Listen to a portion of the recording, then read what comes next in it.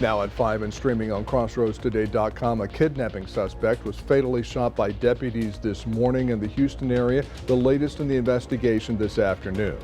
We had the identities of the suspect and one of the 4 officers killed in yesterday's shooting in North Carolina. And a suspect arrested by Victoria police is facing 20 charges in 4 counties, his crimes and his bond this afternoon. A nice summer-like day for us today, but out in West Texas, the big thunderstorms are firing. Will they come to visit? That's the big question. We'll have all that coming up. Plus, a New York judge has hit former President Donald Trump with a fine for violating his gag order, the latest in his hush money criminal trial. You're watching 25 News now at 5. Good afternoon. Thanks for being with us. I'm Don Brubaker. Karina Garcia has the day off. A suspect arrested by Victoria police faces 20 charges in 4 counties. 27-year-old Philip White is charged in Victoria County with tampering with physical evidence with intent to impair and manufacture and delivery of a controlled substance. Among the 10 charges White faces in Fort Bend County are 2 charges of illegal conduct, discharge of a firearm. He also faces 3 charges in Harris County and 4 in Wharton County. White is in the Victoria County Jail in lieu of $233,500 bond. Today we have Andy Rokovich with us in the studio. He's running for the Victoria ISD District 2 seat. 25 News Now reporter Adarius McCormick has more. Adarius? Thank you, Don, and thank you, Andy, for speaking with us today. I want to hop straight into it. My first question is, now, unlike other candidates in this election, you faced a bit of controversy. How do you plan to overcome that controversy to win this election? Yeah, that's a good question. I don't think overcome's the right word. I think our general public and our general populace understands the difference between, sensationalized stuff on the media, perpetuated over and over, kind of like you guys have done here. Every time you mention my name, you've stated that many people from the community have made have said his statements are anti-Semitic. However, I've only met a few people from the community that feel that way, and I reached out to them and came on common ground and really learned a lot through that process, but ultimately reached the same understanding that sometimes comments are made without complete thought or without complete follow-through, and they can be taken in ways that aren't necessarily the way you put them out there. But at the end of the day, everyone that I've met that complained about it has become a friend, and we have changed that path for the better. So I guess at the end of the day, I appreciate you guys in the media making a big hubbub about something so that I could end up interacting with more and more people in the community. Well, I'm glad we could help. My next question is, so we're looking for a new superintendent. What qualities do you think a new superintendent needs to lead VISD successfully? Well, there's a lot of qualities that would be needed. Having experience in that position would be amazing. However, that doesn't trump the ideas and their ability to perform in the manner that the district wants. So I think the first step for choosing a superintendent for VISD would be having public outreach events. So we could talk to everyone in the community that is actually going to be affected by this decision. I think that's step 1. So once we get a good directive from the community, we could go on to step 2. And my last question would be, at the meeting Thursday, you spoke a lot about bullying. How do you plan to prevent bullying in VISD once elected, if elected? By not allowing the people that are literally sitting on the seat right now, elected by other community members, to continue to bully people and discourage them from ever participating in the process that governs our whole school district. If we don't have participation, we're never going to fix any issue, including bullying. So we need to start there. We need to start with, why does this happen? Why does it happen from the top down? Well, I want to thank you for speaking with us, and I'm glad we could help you and make some new friends. We're going to send it back to you at the desk, Don. Thank you, Adarius, and thank you, Mr. Rokovich, for coming in. Well, the court date for the man accused in the Amanda Johnson murder was reset again. Fernando Acosta Jr. is indicted in the crime. The new date is set for June 20th at 1:30 p.m. at the Matagorda County Courthouse. Acosta turned himself into the Matagorda County Jail and is now out on bond. His bond was set at $500,000. On Sunday, April 18, 2021, the Matagorda County Sheriff's Office found human remains in a burned-out 2018 Ford Explorer. The remains were identified as Amanda Johnson. Last Saturday afternoon, in the process of cleaning up after the Crawfish Festival in Port O'Connor, a girl was riding in the back of a golf cart while holding on to several crawfish boiling pots. While riding in the back of the cart, she slipped and fell on the ground, hitting her head. The girl was transported to the hospital. She was treated for minor injuries and released. And now let's take a first look at your First Warn Storm Team forecast. Chief Meteorologist Mac Pettis joins us now with a look at what's going on outside. Mac, I believe it's right to say the heat is on. The heat is on. We're going to be playing that song for a while. Folks, it's 85 degrees, certainly getting warm and humid out there. The rest of the week, it looks similar in terms of heat, but out in far west Texas, the storms are beginning to fire and get very interesting. So we'll be looking at that and taking a look at what to expect all the way through the weekend, because it is going to be Cinco de Mayo this weekend. We'll talk about that in just a moment. Don, back to you. Mac, thank you. Deputies fatally shot a man at the end of a car chase in which he held his common-law wife and son at gunpoint.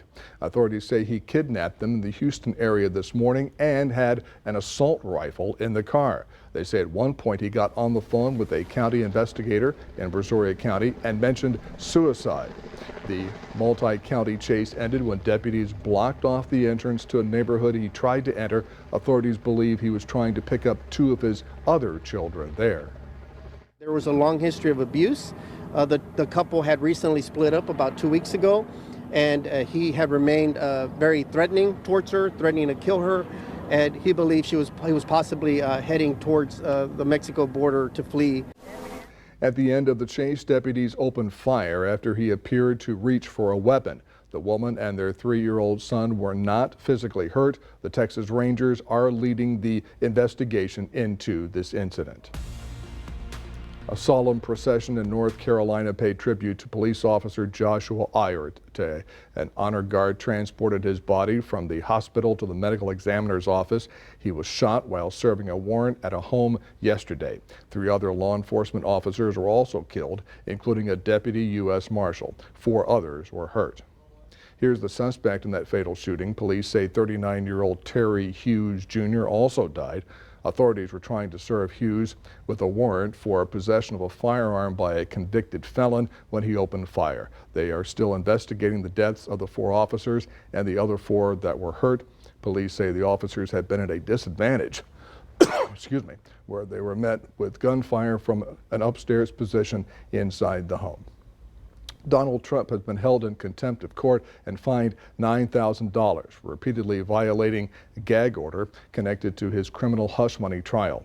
Prosecutors claim 10 violations, but the New York judge only found 9. Today's decision is a rebuke for the Republican former president who insisted he was exercising his free speech rights. The ruling came at the start of the second week of testimony in the historic case.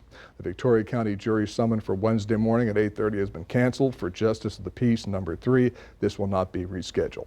Remember to subscribe to our YouTube channel, Crossroads Today. Hit the like button and click the notification bell. Then you can see Crossroads Today on YouTube. Pro-Palestinian protests across college campuses have reached a boiling point. Straight ahead on 25 News Now at 5. Also, that the Supreme Court is allowing Texas to enforce age verification requirements for adult sites.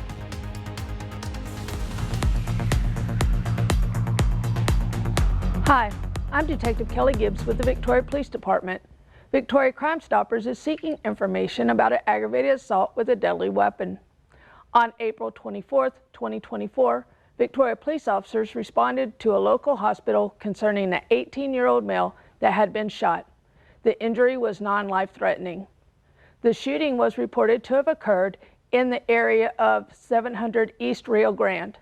The offender was described as an unknown, medium-built, Hispanic male with short hair. If you have any information about this aggravated assault with a deadly weapon, please call Victoria Crime Stoppers at 361-572-4200. You can also submit a tip by using the P3 Tip app on your Android or Apple device, or by visiting our website at www.crimestoppersvictoria.com. All tips are anonymous, and if you give information that leads to an arrest or charges being filed, you could earn a cash reward. With Victoria Crime Stoppers, I'm Detective Kelly Gibbs.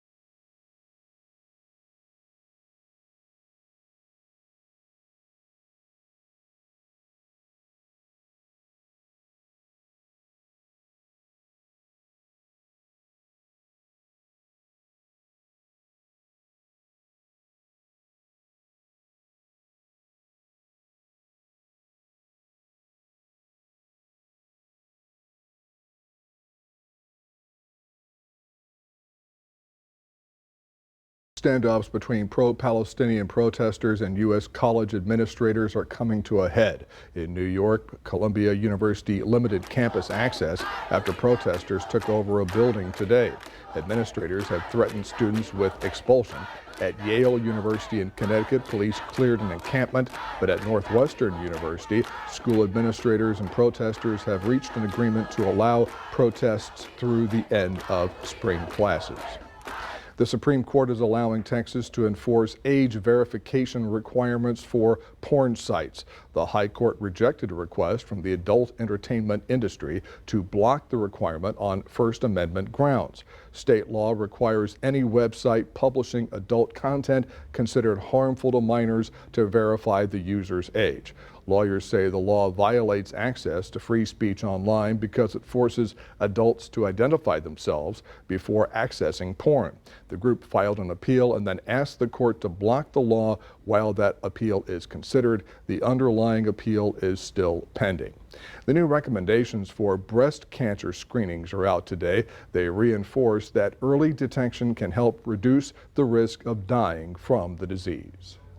New recommendations published in the medical journal JAMA lower the recommended age for regular breast cancer screenings, calling for those at average risk who were assigned female at birth to get a mammogram every other year starting at 40 years old instead of 50, and recommend this through age 74. The Preventive Services Task Force hasn't recommended that women in their 40s get regular mammograms since 2002.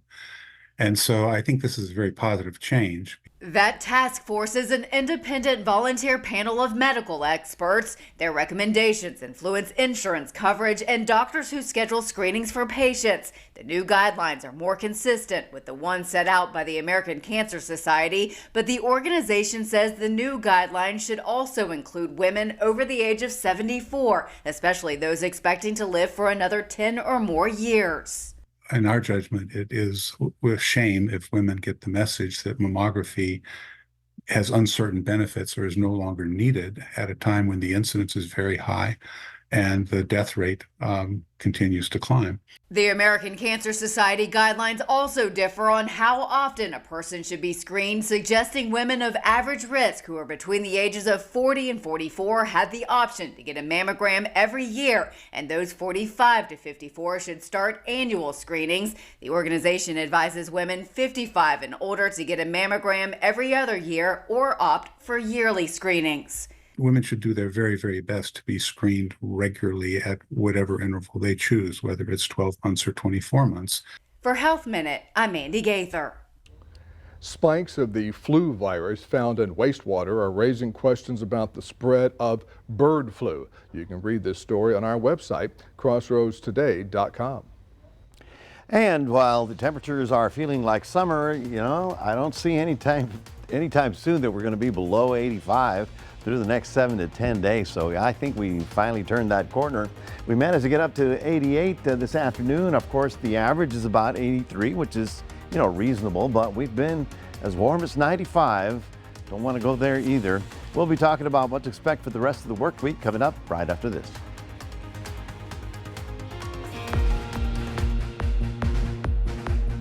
Our military hero for April is William Posey. From a Texas family, Bill was raised in Southern California after his father's war service. In the 60s, he volunteered for the Navy and wound up on a submarine. But then he got a terrific offer. So he said, "Posey, do I have a deal for you?" And I said, "What is it?" He said, "You can volunteer for SEAL team." But nobody knew what a SEAL was then because it was brand new. And so I went and took the test. And I said, "Am I a SEAL now?" And they said, "Oh, no, you got to go take another test." And eventually, I went to SEAL school and passed eventually. As a Navy SEAL, he was deployed to places across the world.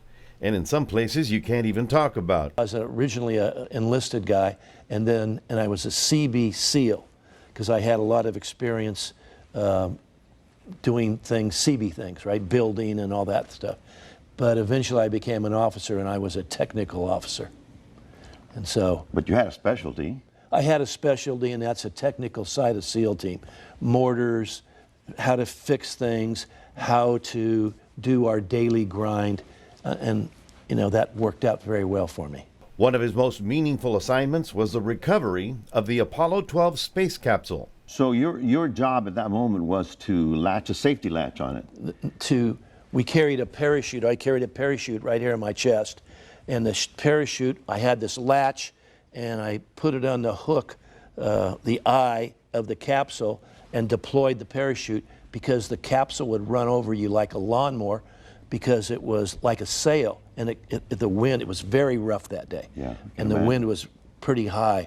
And so you had to slow the progression down because you couldn't keep up with it. A man can't swim as fast as a capsule can go. So after his 22 years of service, Bill found out that it was time to go home. I broke my back in Iraq.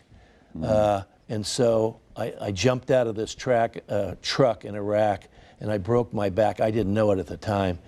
But, eventually they found that I broke my back, and so they med boarded me out. Since his return to Victoria, Bill has been teaching for the past 12 years. It's really good because, especially in Victoria, because you track your kids. I know kids from my first class 12 years ago. And so you see them be successful, and they have their ups and downs just like everybody else. And it's very gratifying that they're part of your life, and you can see their forward progress. Ladies and gentlemen, our April 2024 Military Hero of the Month is Mr. Bill Posey. On behalf of 25 News Now, we congratulate you. We have a little trophy for you and a little cash gift. Maybe you can spend it on the kids, or maybe you can spend it in Israel. Yeah, maybe. That was good. Yeah. So congratulations to you, sir. Thank you, Maclavio. If you want to nominate a Military Hero of the Month, go to our website, crossroadstoday.com, and tell us their story. I'm Maclavio Perez, 25 News Now.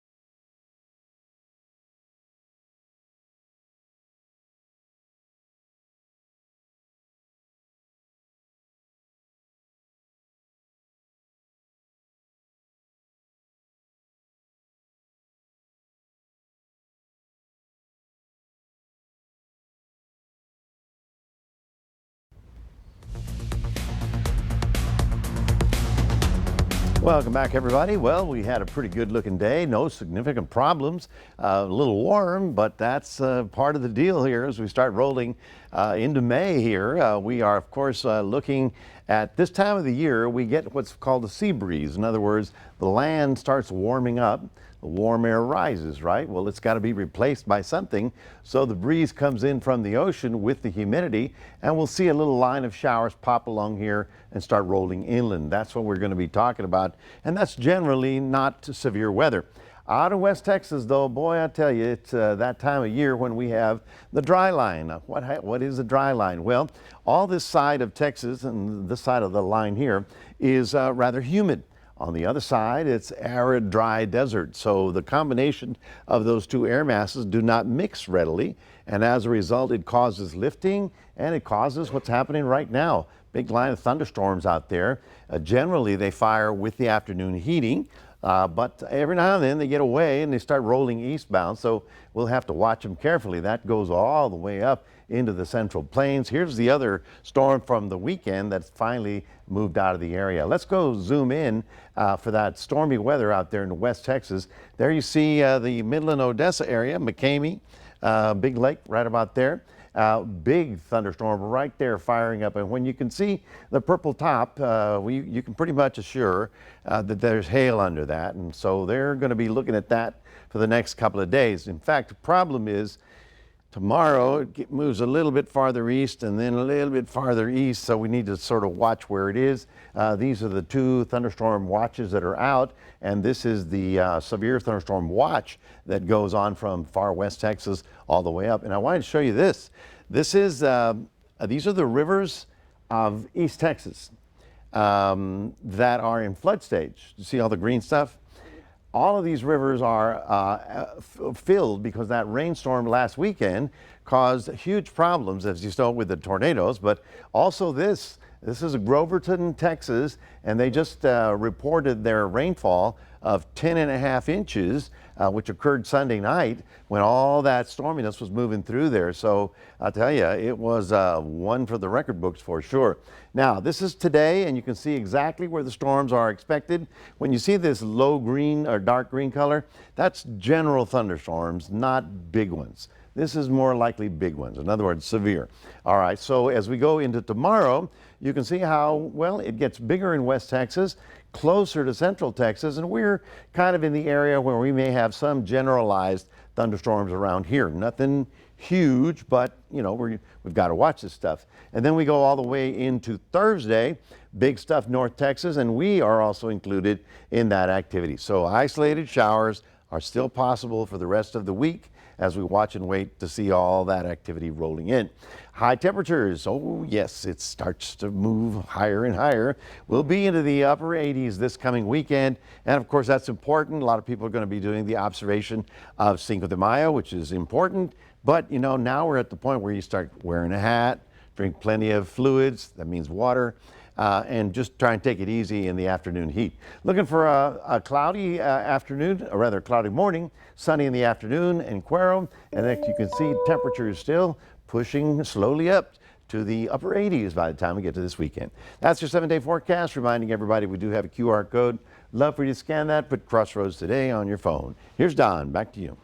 Thank you. And coming up next on 25 News Now at 5, we'll take a look at your stocks.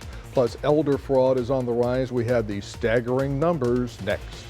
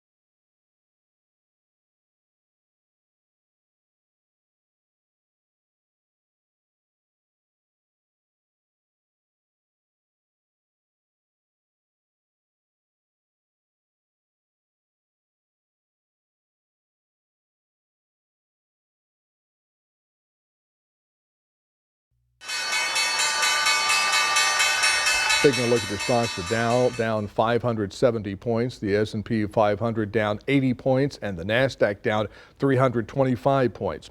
Oil down 70 cents, closing at $81.93 per barrel.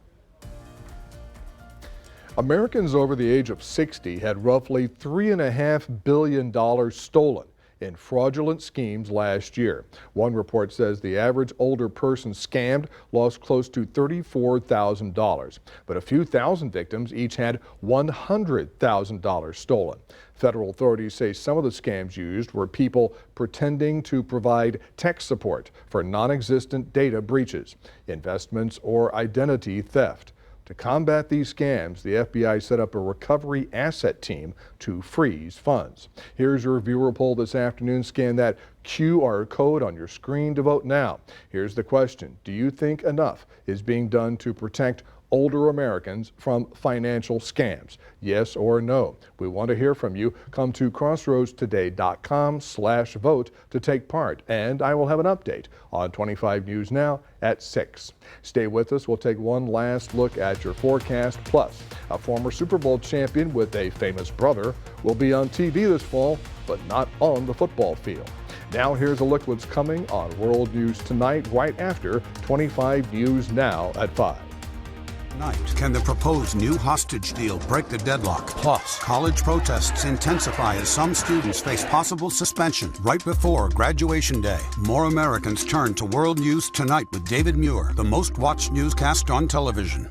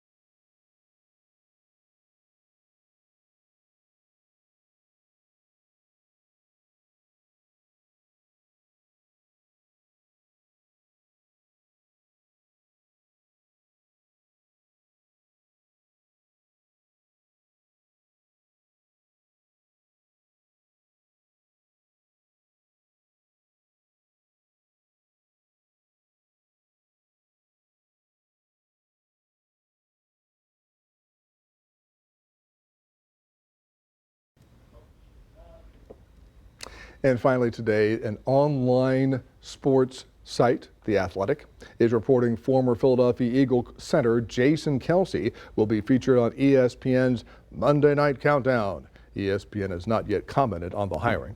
Kelce retired from the NFL this season after 13 years. Even with this new gig, the 36-year-old is planning to continue his New Heights podcast with his brother, Travis. You may have heard of him. Travis Kelce, who's dating Taylor Swift, recently became the highest paid tight end in pro football. He also has 3 Super Bowl rings. Jason has 1, but that's okay. That's a lot of Super Bowl rings in the Kelce household. Oh, the Kelce family is doing real well this year. I think very, very well. And it looks like the weather out there is doing very well for us, too. Good day. It's feeling more and more like summertime out there. Tomorrow and the next couple of days, we do have those isolated showers expected. Now, we have the sea breeze, which are light showers that occur late in the afternoon. B, we've got to look out west because the big storms are happening out there, and if they start creeping in our direction, well, things may change. But by and large, I expect it to be quiet as we get to the weekend and very summer-like as people will get out there. I'll be in Goliad on Saturday for the big observation of the Presidio and, of course, of Cinco de Mayo out there. And, of course, that that it all started sort of here is a pretty amazing story. So I'm proud to participate. They'll like to see you. Thank you, Mac, and thanks for being with us. We'll see you back here tonight for 25 News Now at 6. World News Tonight with David Muir is next.